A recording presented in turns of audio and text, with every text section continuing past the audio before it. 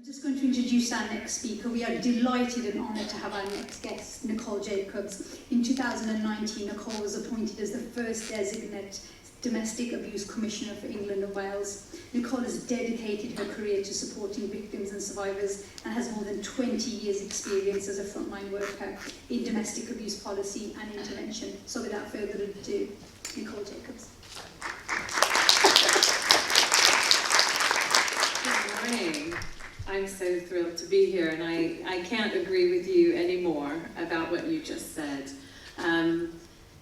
I was a little bit late traveling in, so I'm really pleased that I'm able to go after you and to have heard the whole detail of the report. Obviously, I've read it and I've seen it reported and talked a bit about it already. But I think probably if I were sitting in the audience, most of what we're all thinking is, well, what do we do? We believe that this is true. You're interested. You wouldn't be here if you weren't. And then we think, well, this is a momentous problem.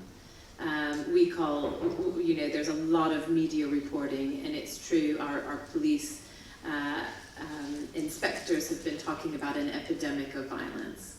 And we think about what can we do? And I have to say, there's so much that religious communities can do themselves. This is marks the week of, on Thursday will be the International Day, or the UN Day for the International Elimination of Violence Against Women and Girls. And that kicks off the 16 days of activism. And some of the most common things I've been doing as commissioner over the weekend was a big gathering of Black churches, Christian churches. One of the events on Thursday that I will be attending is an event by an organization called Restored, which works primarily in the Church of England, really helping to support churches and church leaders. One of the organizations that I help to organize and support is something called the Faith and VOG, Violence Against Women and Girls, Faith and VOG Coalition. So I guess what I'm trying to say is you're very much aligned with some real momentum for change. And one of the reasons why I think we know we have to do this is that for many, many years, and I include myself in this, we've been very, very focused about systems change, and we should be. What services are needed, what for domestic abuse and wider issues of violence against women and girls, what do we want to see changing within the criminal justice system, health, housing, all the places people may seek support and may be identified and supported early. There's nothing wrong with that. That's really important. But one of the things the domestic homicide reviews that we've been doing since 2011 have told us and reminded me, and this is what I had to correct my own work on this a few years ago, is the obvious place that people will seek support and help is their friends, their family, their social networks, their community, their religion, if they are religious, their places of worship. And yet we've not really done and focused as much there. And yet this is the critical place where we could be reaching out and offering support early and building confidence within all of those types of people, those areas, to understand what domestic abuse is, what it looks like, how you can start to talk about those things, and very importantly, for religious leaders to kind of understand enough about what types of services are offered when you think about safeguarding. What are safe ways to intervene with and support a family and an individual survivor? And there's a lot that we need to celebrate that's happening, but also recognize, I totally agree that, while we talk about domestic abuse a lot, we're very far off where we need to be. I want to explain to you a little bit about my role. I don't know if some of you have heard of the Domestic Abuse Commissioner. I don't blame you if you haven't. It's a relatively new position. So later today, you'll hear from, I think by video, a very good friend and colleague of mine, Vera Baird. She's the Victims Commissioner for England and Wales. So it's a similar type of role to hers that was created in the Domestic Abuse Act, which is a piece of legislation that was passed in late April.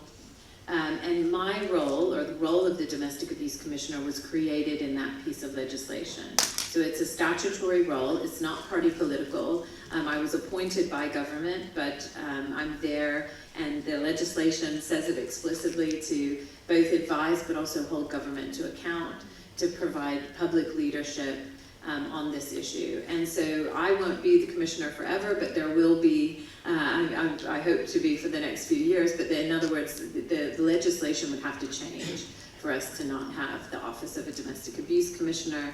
And the legislation gives us two important powers. And that one is a duty of cooperation for public bodies when we're seeking information, and an ability for us to make recommendations to public bodies that have to be responded to within 56 days. So the government itself and our legislators have given powers to our office that are quite unusual. Some other commissioners don't have these powers. And the reason why is because there's a huge acknowledgement across government and within the sector of we use this term postcode lottery. And it's very, very true. You know, what are the services that are available in your local area will definitely differ from services in other local areas. And this is a real problem that we struggle with within England and Wales. So the reason why that is that if you think about it, our first refuges were about 50 years ago. That sounds like a long time, but somebody my age, that means my grandmother wouldn't have had anywhere to go if she was suffering domestic abuse. My mother would have just had the first refuges opening their doors. So it just gives us a sense of, you know, what the progress has been. And what's happened with our domestic abuse services is they've built up over time. And so they, you know, our community-based services, anything you could name, that we see as really great practice, they've built up kind of as a bit of a patchwork over time. Never, ever, ever sitting in core budgets in a local authority, never being able to trust on when the next, how they're going to make ends meet in the next year or a few years. And that is a real problem for us all, because if we want to see real engagement between any religious community and the specialist services for domestic abuse, it takes a bit of time, and we need to all invest in an agenda to really build and make sure that these services have some really dedicated funding. So I will come back to that. One of the reasons why I was appointed, or my office was created, was to address that specifically. So that is a very well-known problem. I really relate to what you were talking about in terms of really struggling to keep services going, and really needing to make it for us all to really recognize the kinds of things that we need to do to support. So I'll talk about things from a national perspective, but I would just implore you to think, during the 16 days, you know, are there some actions you could be taking to support Sikh Women's Aid? Are there actions you can be taking to talk to others in your network, in your area of influence, and people you know, that could really make this case? Because I can tell you absolutely it is the case, that it's needed, and we need to have a lot more dedicated ways that we do this, both locally and nationally. As the commissioner, I'm not the only one in the office. I've built up a team at the commissioner's office. We mainly work, I don't commission services myself, even though I have this name of commissioner. I guess that's an important thing to say. I wish I could. But we work on mainly bringing together policy work. So we have a policy team, we have a research team, and we have a practice and partnerships team, and a few other roles. But it's the kind of resource the government has given me to really try to push things forward, and having those powers in combination. So one of the key things we're doing is we're mapping services, which sounds very basic, but in order for us to make a really solid case to government and to other funders, but I think for core services, government should set funding aside. We have to have a really clear vision of or knowledge of what's out there. So we've been mapping all summer in the Commissioner's office. We're about 75% there, and we're continuing to map through for a final report to Parliament in the spring. And we're already submitting into the spending review, this recent spending review, information to government to say, very specifically in this case, we have to have ring-fence funding for buy and force services, the services that have been described. We have to recognize that most services are commissioned locally, and of course we want to see a really nice diverse range of services commissioned at the local level, but we also have to say to government, you have to be able to put aside and ring-fence services, because it's getting increasingly harder at the local level to really make sure that these services are there. And let me give you a good example of how this can work. In the Domestic Abuse Act, there was a statutory duty imposed, the first time ever, for accommodation-based services, so refuge-type services. Because it became a duty by law, the Treasury has to set aside funding for that. So £125 million was set aside by the Treasury, went to local areas already in April to make sure that the funding for accommodation-based services was met. That's a huge step forward, and of course, if I had another 20 minutes, I could tell you about all the wrinkles and implementation issues as a new duty that might bring. But I suppose for me, it's really shown me, what is possible. Why wouldn't we extend that duty to community-based services for domestic abuse, which is in fact the majority of where people go? Why wouldn't we extend that duty so funding could be set aside and make it much more simple and straightforward to have a really solid foundation of services? And so that's partly why we're doing the mapping. And one very key opportunity right around the corner is the Victims' Bill.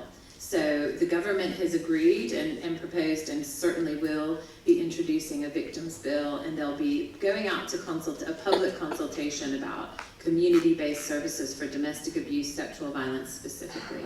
So that's a huge opportunity that we'll be taking at our office for the mapping and that policy work to feed into that. But it's a great opportunity for us all to be feeding into, certainly your report we'll be quoting without any doubt, and I'm sure you'll submit as well. But these are clear levers that we have in front of us that are really important. I just wanted to say 3 other really key priorities for my office this year and probably into the coming years, because I can't imagine they'll be dealt with totally within the year.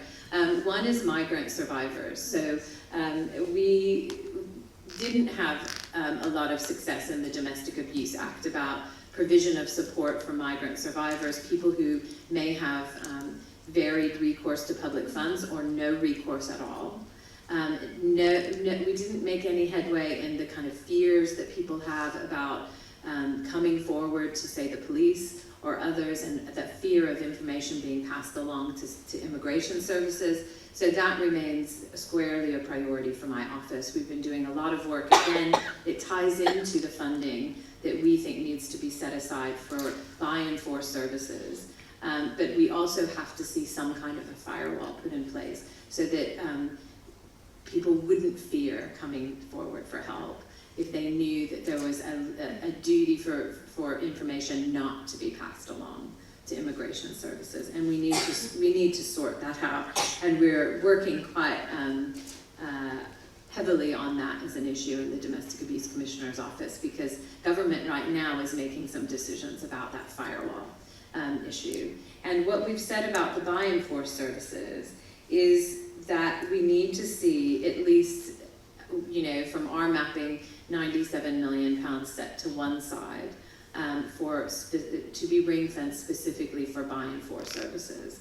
There would still be local commissioning at the local level, and I'd like to see that duty as well, but I think we have to be really clear with government the benefits of why it matters for Sikh Women's Aid to exist, other like charities to exist, and that we know from research that they will bring a whole range of services and people together that will really be much more likely to really adequately address the support needs of people who come to them, much more likely to be trusted for people who have fears about disclosing domestic abuse. So we have to really share that ambition. When we have mapping, we might have different figures, but in any case, that's our figure for right now, and it's what we've been submitting to government. And we have a report called Safety Before Status that we published in mid-October that really outlines some of these priorities. Two very quick ones, because I know one of my favorite people is presenting next, and I want you to have plenty of time with her. Two other priorities of our office are family court, and the kind of oversight of how domestic abuse is dealt with within family courts. Again, huge concerns there, and we've been asked by government to take a reporting oversight for how domestic abuse is dealt with in the family court, and we're just shaping that up and scoping that out right now, because it's very hard to get to the data that we need. And then lastly, an oversight mechanism for domestic homicide reviews, other reviews that relate to domestic abuse. I know this all sounds, I really enjoy hearing much more about frontline work. That's what I did for 20 years before coming to this office. But it really matters to be able to say, using the powers of our office, are these actions getting done? If not, why not? We've been doing reviews. We've been for domestic homicides, but also mental health reviews, child safeguarding reviews, coroners reports. There's all sorts of things where we need to see a much greater oversight and really responsibility and accountability. If we're making reviews, what are the findings and are we implementing them? So that's our not the total last on our to-do list at all, but very much what we're focused on in our office. And I guess I would just say there's a few things for us all to be looking out for that I think could really help us and really bring us forward in terms of some of the things we're expecting from government. The domestic abuse strategy at the national level has not been published yet. It will be in coming weeks. So these are the kinds of things we can draw upon, talk about in local safeguarding boards, community safety partnerships, with your police and crime commissioner. There's so many people and entities that play a role who can support some of the things we're talking about today. And you know, they need to know about it, but also see the relationship between the national strategies and what we're doing in more local strategies, which is really the most important thing in my view.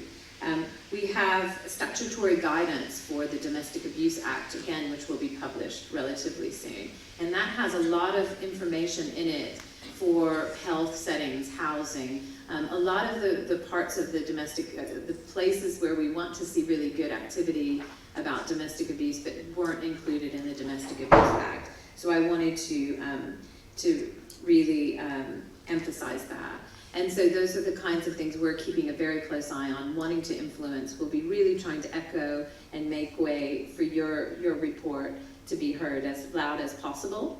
And we will be trying our best. But I suppose I would end with just saying I'm here for the rest of the day. I'm absolutely thrilled to be here. It's great not to be looking at a Zoom screen or a Teams screen. And I really want to meet you and talk to you and hear from you. So I'm going to sit down and listen and take on board all this information, but please come and talk to me while I'm here. I'd love to hear the kinds of things you're struggling with and what you're seeing that's really working, and that's what I'm here for. And I will only ever be as good of a commissioner as my understanding of what you think about things and what you think my team and what I should be doing. So thank you so much for the opportunity, and hopefully I'll meet you individually, at least a few of you who want to meet, and I will now respectfully give way to Mina, who I think is a real inspiration to me and to my team, and I'm sure to you too. So thank you so much.